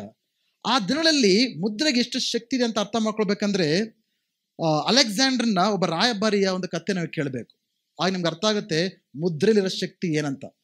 ಒಂದು ದಿನ ಈ ಗ್ರೀಕ್ ಎಂಪರರ್ ಅಲೆಕ್ಸಾಂಡರ್ ತನ್ನ ಒಂದು ರಾಯಭಾರಿಯನ್ನ ಐಗುಪ್ತ ದೇಶಕ್ಕೆ ಕಳಿಸ್ಕೊಡ್ತಾನೆ. ಆ ಅರಸನೊಟ್ಟಿಗೆ ಮಾತನಾಡಿಕೊಂಡು ಆ ಒಂದು ಸಂದೇಶವನ್ನ ತಿಳಿಸ್ಬಿಟ್ಟು ಬಾ ಎಂಬುದಾಗಿ ಈ ಅಲೆಕ್ಸಾಂಡರ್ ಅರಸನು ಒಬ್ಬ ತನ್ನ ವ್ಯಕ್ತಿಯನ್ನ ಎಲ್ಲಿ ಕಳಿಸ್ಕೊಡ್ತಾ ಇದ್ದಾನೆ? ಐಗುಪ್ತ ದೇಶಕ್ಕೆ ಕಳಿಸ್ಕೊಡ್ತಾ ಇದ್ದಾನೆ. ಒಬ್ಬ ವ್ಯಕ್ತಿ ಹೋಗ್ತಾ ಇದ್ದಾನೆ ಐಗುಪ್ತ ದೇಶಕ್ಕೆ. ಯಾವುದೇ ಆರ್ಮಿ ಇಲ್ಲ, ಸೈನ್ಯ ಇಲ್ಲ, ಯಾವುದೇ ಆಯುಧ ಇಲ್ಲ. ಆತನ ಇರೋದು ಒಂದೇ ವಿಷಯ, ಏನದು? ಸೀಲ್, ಮುದ್ರೆ. ಅಲ್ಲೋಗಿ ಐಗುಪ್ತ ಅರಸನ ಮುಂದೆ ನಿಂತ್ಕೊಳ್ತಾ ಇದ್ದಾನೆ. ಆ ಅರಸನ ಹಿಂದೆ ದೊಡ್ಡ ಸೈನ್ಯವೇ ನಿಂತಿದೆ. ಆ ಅರಸನ ಮುಂದೆ ನಿಂತ್ಕೊಂಡು ಹೇಳ್ತಾ ಇದ್ದಾನೆ ಧೈರ್ಯವಾಗಿ, ಇದು ಅಲೆಕ್ಸಾಂಡರ್ ನಿಮಗೆ ತಿಳಿಸಕ್ಕೆ ಒಂದು ಸಂದೇಶ ಕೊಡ್ತಾ ಇದ್ದಾನೆ. ಅದೇನಂದ್ರೆ, ಆತನಿಗೆ ವಿರುದ್ಧವಾಗಿ ಮಾಡ್ತಾ ಇರೋ ಎಲ್ಲಾ ಕಾರ್ಯಗಳನ್ನ ನೀನು ಈಗಲೇ ನಿಲ್ಲಿಸ್ಬೇಕು ಎಂಬುದಾಗಿ ಹೇಳ್ತಾ ಇದ್ದಾನೆ. ಊಹೆ ಮಾಡ್ಕೊಳ್ಳಿ, ಒಬ್ಬ ಆರ್ಡಿನರಿ ವ್ಯಕ್ತಿ ಅವ್ರ ದೇಶಕ್ಕೆ ಹೋಗಿ ಅವ್ರ ಅರಸರ ಮುಂದೆ ನಿಂತ್ಕೊಂಡು ಸೈನ್ಯ ಹಿಂದೆ ನಿಂತಿದೆ, ಆತ ವಾರ್ನ್ ಮಾಡ್ತಾ ಇದ್ದಾನೆ. ಅದಕ್ಕೆ ಈ ಅರಸನು ಗೊತ್ತು ಈ ಅಲೆಕ್ಸಾಂಡರ್ ಕಳಿಸಿರೋ ವ್ಯಕ್ತಿ ಎಂಬುದಾಗಿ, ಮುದ್ರೆ ನೋಡಿದ್ದಾನೆ. ಆತನು ಹೇಳ್ತಾನೆ ರಾಯಭಾರಿಗೆ, ನನಗೆ ಸ್ವಲ್ಪ ಸಮಯ ಕೊಡು, ಯೋಚನೆ ಮಾಡಿ ಹೇಳ್ತೀನಿ ಅಂತ. ಯಾಕಂದ್ರೆ ಎಲ್ಲರ ಮುಂದೆ ಅವಮಾನ ಆಗುತ್ತೆ ಎಂಬುದಾಗಿ ಹೇಳ್ತಾ ಇದ್ದಾನೆ. ಸ್ವಲ್ಪ ಸಮಯ ಕೂಡ ಆಮೇಲೆ ಹೇಳ್ತೀನಿ ಎಂಬುದಾಗಿ. ಅದಕ್ಕೆ ರಾಯಭಾರಿ ಏನ್ ಮಾಡ್ತಾನೆ ಗೊತ್ತಾ? ಅವ್ರು ನಿಂತಿರೋ ಜಾಗದಲ್ಲೇ ಆ ಮಣ್ಣಿನ ಮೇಲೆ ಒಂದು ದೊಡ್ಡ ಸರ್ಕಲ್ ಹಾಕ್ತಾನೆ. ಸರ್ಕಲ್ ಹಾಕ್ಬಿಟ್ಟು ಹೇಳ್ತಾ ಇದ್ದಾನೆ, ನಿನ್ನ ಡಿಸಿಷನ್ ನೀನು ಹೇಳ್ದೆ ಆ ಸರ್ಕಲ್ ಹಿಂದೆ ಆಚೆನೆ ಬರಂಗಿಲ್ಲ ಅಂತ. ಆವಾಗ ಈ ಅರ್ಥ ಹೇಳ್ತಾನೆ, ಹೋಗಿ ಹೇಳು ಅಲೆಕ್ಸಾಂಡರ್ ಅರಸನಿಗೆ ಆತನ ಒಂದು ಮನವಿಯನ್ನು ಒಪ್ಕೊಂಡಿದ್ದೇನೆ ಎಂಬುದಾಗಿ. ಇದರಿಂದ ಏನ್ ಅರ್ಥ ಆಗ್ತಾ ಇದೆ ನಿಮಗೆ? ಆ ಮುದ್ರೆ ಇರತಕ್ಕಂಥ ಪವರ್, ಆ ಒಂದು ಪವಿತ್ರಾತ್ಮನ ಮುದ್ರೆಯು ನಿಮ್ಮ ಮೇಲಿದೆ. ಹಾಲೆಲೂಯ. ಅದು ನೀವು ಅರ್ಥ ಮಾಡ್ಕೊಳ್ಬೇಕಾಗಿದೆ. ಯಾವಾಗ ಮುದ್ರೆ ನಿಮ್ಮ ಮೇಲಿದೆಯೋ, ಈ ಲೋಕದ ಶಕ್ತಿಗಳು, ಸೈತಾನನ ಶಕ್ತಿಗಳು, ದುರಾತ್ಮಗಳ ಶಕ್ತಿಗಳು ಯಾವುದು ಕೂಡ ನಿಮ್ಮ ಮೇಲೆ ಕಾರ್ಯ ಮಾಡಕ್ಕೆ ಸಾಧ್ಯ ಇಲ್ಲ. ಅವುಗಳ ಕುರಿತು ಭಯ ಪಡಬೇಕಾಗಿಲ್ಲ. ಈ ಲೋಕದ ಯಾವುದೇ ವಿಷಯಗಳಿಗೆ ಭಯ ಪಡಬೇಕಾಗಿಲ್ಲ. You carry the seal of the almighty God. ಪವಿತ್ರಾತ್ಮನ ಮುದ್ರೆಯನ್ನ ನೀವು ಹೊಂದ್ಕೊಂಡಿದ್ದೀರಾ. ಕ್ರಿಸ್ತನಲ್ಲಿ ನೀವು ಆ ಮುದ್ರೆಯನ್ನ ನೀವು ಹೊಂದ್ಕೊಂಡಿದ್ದೀರಾ. Hallelujah, hallelujah. You belong to God. ಅದರ ಮುಖಾಂತರ ದೇವರು ಏನ್ ಹೇಳ್ತಾ ಇದ್ದಾರೆ? ನೀವು ನನಗೆ ಸ್ವಂತ. ಅರಸನ ತನ್ನ ಎಲ್ಲಾ ಒಂದು ಅಮೂಲ್ಯವಾದ ವಸ್ತುಗಳ ಮೇಲೆ ಆತನ ಸೀಲ್ ಇರ್ತಾ ಇತ್ತು. ಎಲ್ಲರೂ ಕೂಡ ಗೊತ್ತಾಗ್ತಾ ಇತ್ತು ಇದು ಅರಸಂದು ಎಂಬುದಾಗಿ. ಸೊ ನಿಮ್ಮ ಮೇಲೆ ಸೀಲ್ ಇದೆ ಅಂದ್ರೆ ಅರ್ಥ ಏನಂದ್ರೆ, ಒಂದು, ನಿಮ್ಮನ್ನು ಯಾರು ಮುಟ್ಟೋ ಅಧಿಕಾರ ಯಾರಿಗಿಲ್ಲ ಎಂಬುದಾಗಿ. ಎರಡನೇದು, ನೀವು ದೇವರಿಗೆ ಸ್ವಂತ ಎಂಬುದಾಗಿ. ನೀವು ದೇವರಿಗೆ ಸ್ವಂತವಾದಾಗ ನಿಮ್ಮ ಅಗತ್ಯಗಳನ್ನ ದೇವರು ಸಂಧಿಸದೇ ಇರಕ್ಕೆ ಸಾಧ್ಯನಾ? ನಿಮ್ಮನ್ನೆಲ್ಲ ನೋಡ್ಕೊಳ್ದಿರಕ್ಕೆ ಸಾಧ್ಯನಾ? ನಿಮ್ಗೆ ಯಾವ್ದಾರ ಕೇಡನ್ನ ಬರಕ್ಕೆ ದೇವ್ರು ಬಿಡ್ತಾರಾ? ಆ ಐಗುಪ್ತ ಅರಸನಿಗೆ ಗೊತ್ತಿತ್ತು, ಈ ಒಂದು ರಾಯಭಾರಿನ ಮುಟ್ಟಿದ್ರೆ ಯಾರನ್ನ ಮುಟ್ಟದಂಗೆ? ಅಲೆಕ್ಸಾಂಡರ್ನ ಮುಟ್ಟದಂಗೆ. ಅಲೆಕ್ಸಾಂಡರ್ನ ಮುಟ್ಟದ ಸುಮ್ಮನೆ ಬಿಡ್ತಾನ ಅವನು? ಅವ್ರಿಗೆ ಅಷ್ಟು ಭಯ ಇರ್ಬೇಕಂದ್ರೆ ಈ ಲೋಕದ ದೆವ್ವಗಳು ಭೂತಗಳು ಅಲ್ಲಿ ಎಷ್ಟು ಭಯ ಇರಬೇಕು. ನಮ್ಮನ್ನು ನೋಡಿ ಅವೆದಿರ್ಬೇಕು, ಅವ್ನು ನೋಡಿ ನಾವೆದಿರೋದಲ್ಲ. ಅನೇಕ ಪಾಸ್ಟೇ ದಯವಿಟ್ಟು ಮನೇಲಿ ಏನೋ ನಡೀತಾ ಇದೆ ಪ್ರಾರ್ಥನೆ ಮಾಡಿ ಪಾಸ್ಟೇ. ಈ ಮನೆ ಇನ್ನೊಂದು ಮನೆಗೆ ಓಡ್ತೀರಾ, ಅಲ್ಲೂ ಅವುಗಳೇ ಇರ್ತವೆ. ಆ ಮನೆ ಇನ್ನೊಂದು ಮನೆಗೆ ಓಡ್ತೀರ, ಅಲ್ಲೂ ಅವುಗಳೇ ಇರ್ತವೆ. ನೀವೆಲ್ಲಿ ಕಾಲಿಡ್ತಿರೋ ಅವುಗಳಲ್ಲಿ ನಿಮ್ಮನ್ನು ಬಿಟ್ಟು ಓಡಬೇಕು. Hallelujah, hallelujah. ಅಲ್ಲಿ ಯಾರಿದ್ರೋ ಏನ್ ಮಾಡಿದ್ರೋ ಅದು ಅಗತ್ಯ ಇಲ್ಲ. ನೀವು ಕಾಲಿಟ್ಟ ಮೇಲೆ ಕ್ಲಿಯರ್ ಆಗ್ಬಿಡ್ಬೇಕು ಅದು. ಯಾಕೆ? ದೇವರ ಮುದ್ರೆಯನ್ನ ನೀವು ಹೊಂದ್ಕೊಂಡಿದ್ದೀರಾ. ಸೊ ಕ್ರಿಸ್ತನಲ್ಲಿ ನಾವೇನಾಗಿದ್ದೇವೆ? ಆರಿಸಲ್ಪಟ್ಟಿದ್ದೇವೆ. ಕ್ರಿಸ್ತನಲ್ಲಿ ನಾವು ಆರಿಸಲ್ಪಟ್ಟಿದ್ದೇವೆ. ಕ್ರಿಸ್ತನಲ್ಲಿ ಏನಾಗಿದ್ದೇವೆ? ವಿಮೋಚಿಸಲ್ಪಟ್ಟಿದ್ದೇವೆ. ಕ್ರಿಸ್ತನಲ್ಲಿ ಮುದ್ರೆ ಹೊಂದಿದ ಜನರಾಗಿದ್ದೇವೆ. ಕಡೆ ನಿಂತ್ಕೊಳ್ಳೋಣ.